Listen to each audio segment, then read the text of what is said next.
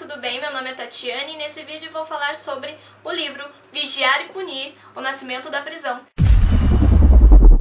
Esse livro ele é muito interessante, pois ele trata uma evolução das penas, desde aqueles castigos físicos até a prisão. Inicialmente, o autor trata sobre os suplícios, que são esses castigos físicos e que usavam o corpo do condenado, então, como uma forma de repercussão penal. Isso porque aplicavam castigos violentos para que esses sofressem dores de uma forma bem cruel e bárbara. Exemplos é que esses corpos muitas vezes eram decapitados, desmembrados ainda enquanto estavam vivos, para que sofressem a dor do crime. Assim, a função do suplício era purgar o crime. Entende-se então que o corpo do condenado ele é a representação daquele crime em si. Então, se você o faz sofrer, você faz ele pagar pelo crime. E claro, como esse suplício era feito em praça pública, a ideia era que essas pessoas que assistiam penetrassem em suas mentes a resposta que o Estado estava dando. Ou seja, se elas viessem a praticar, poderiam estar sofrendo também. Esse era o caráter basicamente preventivo dessa pena. Claro, o soberano respondia então ao crime com esses suplícios. Isso porque ele não só via que o crime ofendia a sociedade como um todo, mas também como o seu poder. Era uma ofensa ao seu poder, por quê? Porque aquele que pratica o crime, ele quebra a lei, ele quebra aquilo que é a vontade do soberano, então ele se vê obrigado a estar repudiando e repelindo esse crime com uma pena. Os suplícios com o tempo começaram a ter problemas. Por quê? Pois eles estavam se tornando uma forma de entretenimento, show e bizarro. Mas sim, as pessoas começaram a ter um certo prazer em assistir os suplícios, ao ver o outro sofrendo, ao ver a justiça sendo feita.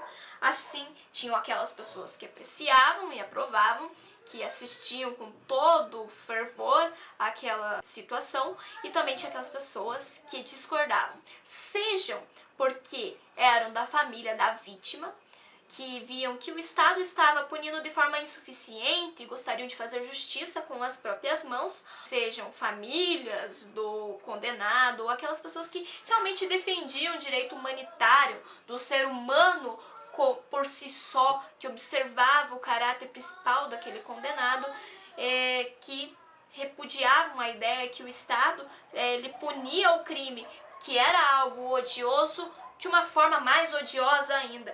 Ou seja, por causa de toda essa revolta, o crime ele perde a sua efetividade social.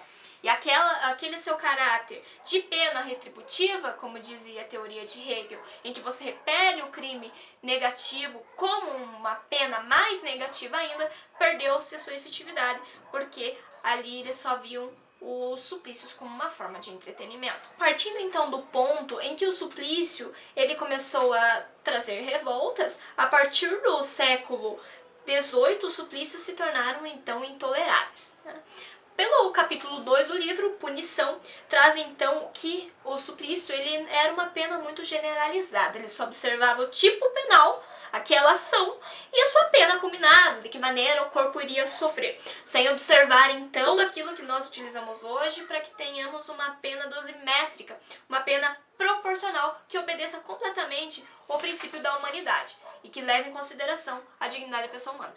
Ou seja, quando eles começam a observar essa situação do suplício, começa a se pensar também que deveria ter uma pena mais efetiva que observasse o ser humano como um ser por si só, e que observasse a circunstância que o fez fazer esse ato. Ou seja, começasse a haver então uma pena proporcional ao delito, certo? Mas isso porque eles observam que essa nova pena, essa nova proporcionalidade, ela vai trazer uma nova economia política. Não porque você vai punir menos, mas porque você vai punir melhor, porque você vai observar os fatos importantes daquele crime.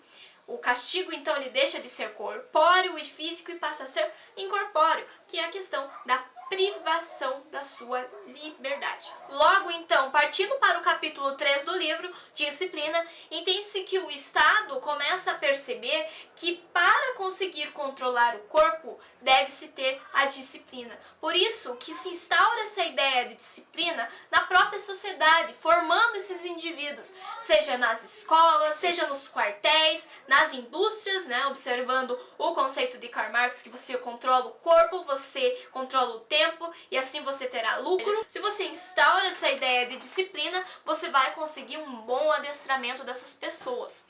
E assim, se traz também dessa ideia de disciplina para as prisões. Ou seja, se aquele indivíduo que cresceu moldado pela disciplina, ainda assim foi rebelde e foi preso, dentro da prisão também terá essa disciplina. Ou seja, vai ser controlado toda a liberdade e o tempo desse condenado. Então você entende que a pena agora ela não é só uma retribuição do crime, mas sim uma neutralização, porque você primeiro vai prevenir, fazendo com que as pessoas tenham essa disciplina, e também vai neutralizar, colocando o indivíduo na prisão. E para que possa garantir essa disciplina, existe então o modelo do panóptico, do panoptismo de Jeremy Bentham. Isso é bem importante, porque isso é um panóptico, ó, vai aparecer a foto aí. Panóptico, basicamente, é uma torre de 360 graus que é possível observar tudo. E assim, não somente para o preso ter a sensação de estar efetivamente sendo vigiado, mas também de não poder estar. Ou seja, será que tem alguém me vigiando? É melhor eu não fazer. Por isso que entende-se essa ideia. Você vigia, você fiscaliza as pessoas, seja na sociedade por meio da disciplina, seja dentro da prisão, observando para que não haja complôs, revoltas, para que depois você possa punir. Finalizando o último capítulo da prisão. Então, você instaura esse modelo do panóptico na prisão, para que você possa observar e controlar esses presos lá dentro, mas também, como você vai ver, que a pena vai ser das sociedades civilizadas, que não há mais por que castigar o corpo, mas e sim porque você castiga a mente, a liberdade das pessoas de uma forma bem mais civil. Por quê? Porque você vai conseguir inserir novamente esses indivíduos na sociedade. Daí a importância do trabalho no sistema prisional, para que eles vivam uma certa sociedade lá dentro, até mesmo a remuneração desse trabalho, para que percebam que se eles trabalham, eles também vão estar recebendo. É basicamente um reflexo do que é aqui fora, né? Essa sociedade aqui fora. Então, podemos perceber de todo esse panorama que na prisão a ideia da pena não é mais retributiva, mas começa a ser então a esse misto retributiva, preventiva e educativa, em que você reeduca e reinsere esse indivíduo na sociedade. Não somente como o suplício fazia, que excluía de vez, mas que você tenta regenerar, porque é possível a partir da disciplina, como já falamos. Bom, finalizando o vídeo, eu recomendo a leitura do livro Vigiar e Punir, pois é um livro muito interessante e de fácil entendimento, que contém vários conceitos e fatores históricos da pena. E claro, os meus agradecimentos ao professor André Luiz Pontaroli pela indicação do livro, pois agregou muito aos meus conhecimentos. Bom, o vídeo chegou ao fim. É isso. Muito obrigada. Tchau!